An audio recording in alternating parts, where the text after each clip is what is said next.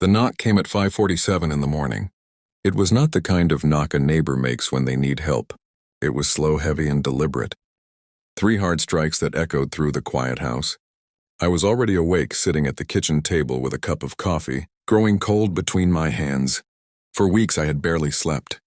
Every creak of the floor, every car slowing outside made my heart race. But when I looked through the front window and saw the deputy sheriff standing on my porch, I knew the moment I had feared had finally arrived. He held a thick envelope in one hand. Behind him stood 2 men beside a moving truck, and across the street, leaning against a black SUV with her arms folded, was my daughter-in-law, Vanessa. She was laughing, not smiling, laughing. I opened the door slowly. "Mr. Carter?" The deputy asked. "Yes. I'm sorry to disturb you this early. I'm here to serve an eviction notice." For a moment I could not understand the words. I had lived in that house for 32 years. I had paid every mortgage payment. I had repaired the roof with my own hands, planted the oak tree in the backyard, and watched my son grow up in the bedroom. At the end of the hall eviction, I asked, "There has to be some mistake." The deputy looked down at the papers. "The property is no longer registered in your name. The current owner has requested that you vacate." Immediately my hands began to shake. "No," I said. "That house belongs to me across the street." Vanessa laughed again.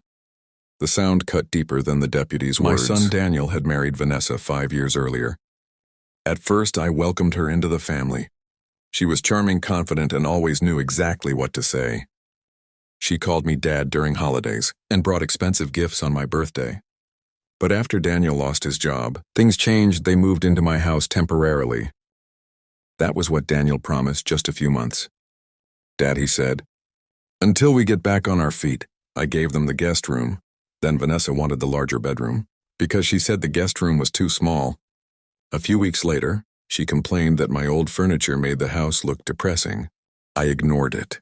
Daniel was my only child. I wanted to help him. Then came the paperwork.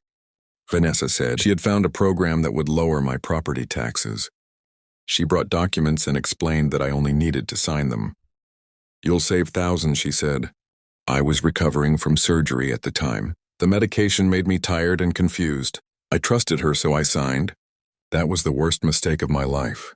Months later, I discovered that the documents had transferred part of the property into a family trust. Vanessa claimed it was only temporary and that everything was still under my control. Daniel believed her, or maybe he wanted to. I never knew then. One afternoon, they left. Vanessa said they were going on a short trip. Daniel hugged me before getting into the car. "See you next week, Dad." But they never returned. Instead, letters began arriving, property notices, legal documents, bills I did not recognize. I called Daniel again and again. He never answered then. 3 days before the deputy arrived, Vanessa sent me one message. "Some people hold on to things that no longer belong to them." I did not understand it then. Now, standing in my doorway with an eviction notice in my hands, I finally did. The deputy looked uncomfortable. "Sir, you have 30 minutes to collect your personal belongings." 30 minutes, I whispered. "Yes." I looked toward Vanessa. She waved at me. Then she called out, "Make sure you don't forget your old photo albums." She laughed again. Something inside me went quiet. For weeks I had been frightened. I had begged Daniel to call me. I had searched through old documents, trying to understand what had happened. But now I was no longer afraid. I was angry, and anger made me remember something. I walked back into the house and went straight to the small office near the kitchen. Behind an old filing cabinet was a metal lockbox that no one knew about. Not Daniel, not Vanessa. Inside were documents my late wife had insisted I keep. My wife, Margaret, had been an accountant before she died. She handled every financial detail in our lives. She never trusted anyone with important paperwork, especially when it involved the house. One evening years earlier, she had placed the lockbox on the table and said, "If anyone ever tries to take advantage of you, promise me you'll check these papers first." I had laughed. "No one is taking this house." She looked at me seriously. "Promise me." I promised. Now, with only minutes left, I opened the lockbox. At the bottom was a sealed envelope. Across the front, Margaret had written, "Open only if the ownership of the house is ever questioned." My heart pounded as I tore it open.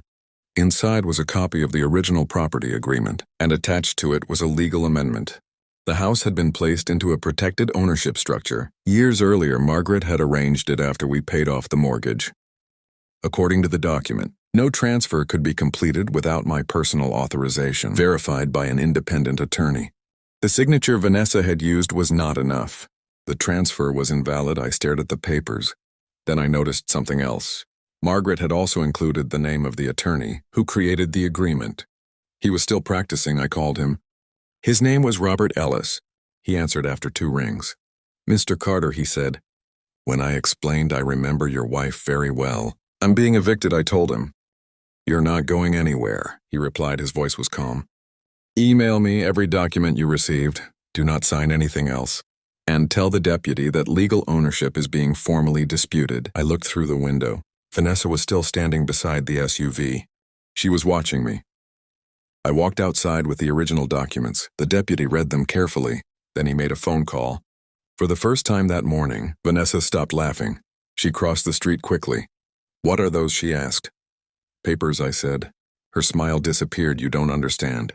She replied, "The house is legally mine." "Is it?" She reached for the documents, but I pulled them away. The deputy ended his call. "Ma'am," he said, "the eviction cannot continue until the ownership dispute is reviewed." Vanessa's face turned pale. "That's ridiculous," she snapped. "I have the deed, the documents presented by Mr. Carter." Raised serious questions about the validity of the transfer. She turned toward me. "You planned this." I almost laughed. "No. I said my wife did." For the first time, Vanessa had nothing to say. She got into the SUV and drove away.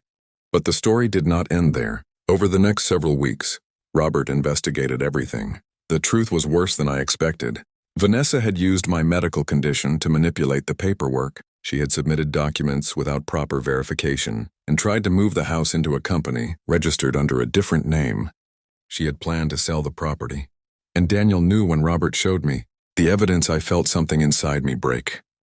My own son had helped her. He had believed they could take the house, sell it, and start a new life. He finally called me after the investigation began. "Daddy," said, crying. "I'm sorry I stayed silent. I didn't know she would go this far." "You signed the papers," I said. "I thought we would pay you back. You were going to throw me out before sunrise." He had no answer.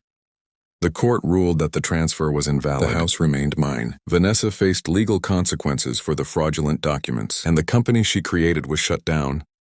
Daniel moved away for months. I did not hear from him. The house became quiet again. At first the silence hurt. Then it became peaceful. I repaired the porch, planted new flowers, and placed Margaret's photograph on the mantel. Every morning I sat at the same kitchen table, where I had been sitting when the deputy knocked. But now I drank my coffee slowly. 1 year later, Daniel came to my door. He looked older, tired. He asked if we could talk. I let him sit on the porch, but I did not invite him inside. He apologized again. This time he did not make excuses. "I chose money over family," he said, "and I lost both." I looked at him for a long time. "Forgiveness doesn't mean pretending nothing happened." I told him, "Trust is not something you demand, it is something you rebuild." He nodded. That was the beginning, not of a perfect relationship, but of an honest one sometimes. People believe kindness means giving others everything they ask for. I learned that kindness without boundaries can become an invitation for betrayal. I loved my son, I still did. But loving him did not mean allowing him to destroy me. The deputy sheriff came to my door at dawn, believing he was there to remove me from my home. My daughter-in-law stood across the street, laughing because she thought she had one. But she had forgotten something important. A house is more than walls and paperwork. It carries memories, promises, and sometimes protection. Left behind by someone who loved you enough to prepare for a future they would never see. That morning, Vanessa thought she was taking my home. Instead, she revealed who she truly was. And while she laughed outside, the answer that saved me had been waiting quietly inside, an old metal box written years earlier by the one person who always believed I deserved to keep what we had built together.